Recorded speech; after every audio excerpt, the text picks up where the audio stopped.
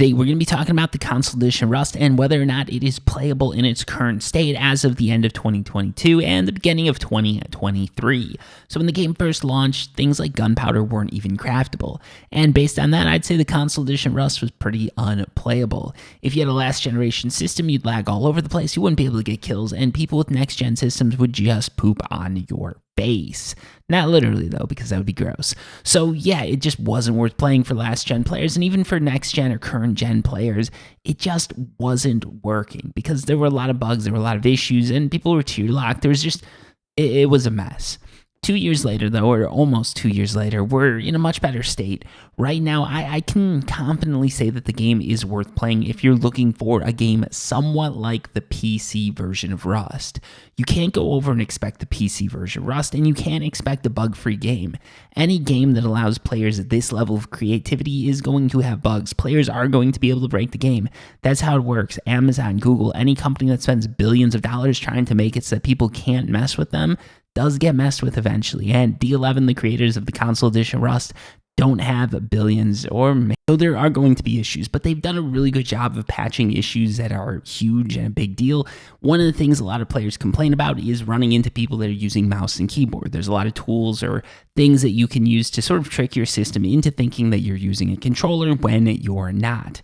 It's very hard to catch people doing this, but what I've found and what D11's found, I talked to them about this, is that a lot of the people that people think are cheating actually aren't cheating. It's just players with an extremely high amount of hours.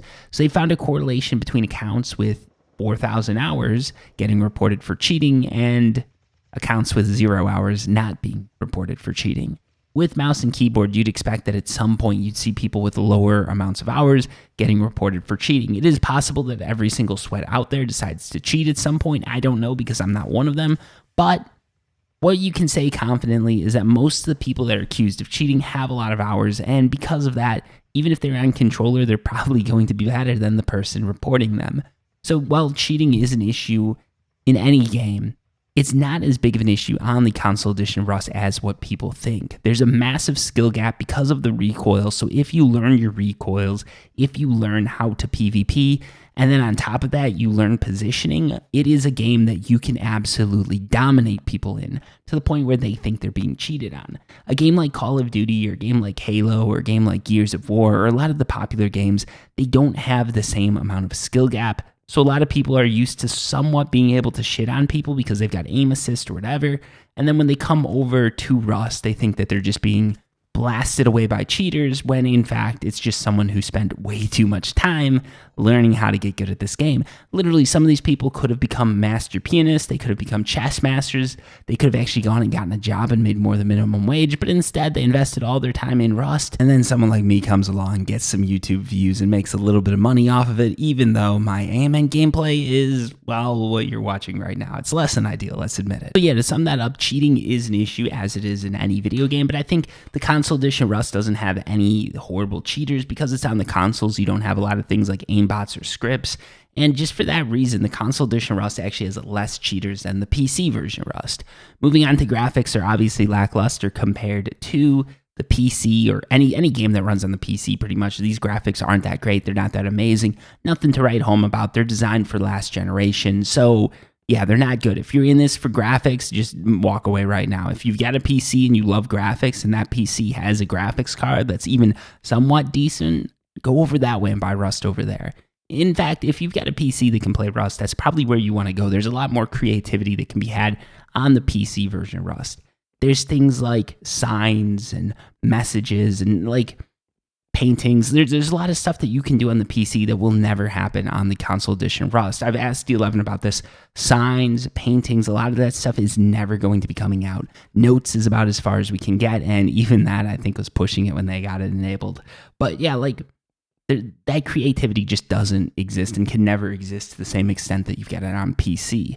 But when it comes to bugs, because that's what a lot of people are probably wondering about, there still are some bugs. There's still some rough points. For instance, the Rust console village that I've created has hundreds of people visiting it. Some of the main people who are keeping it up, which I'm not one of them, they're doing an amazing job of keeping it up. They're adding to it. They're making this thing something beautiful. but it's so beautiful that it lags my system. If I'm in the village for more than 10 minutes, I start to get stuttery, the game starts to freeze. It's not the best experience. So yeah, it's still got some issues with that, but that is for an extreme amount of things built in one area. On a normal game, on a normal server, when you're not part of some massive village or city at this point, the game runs fine. There's no issues with lag from what I can see.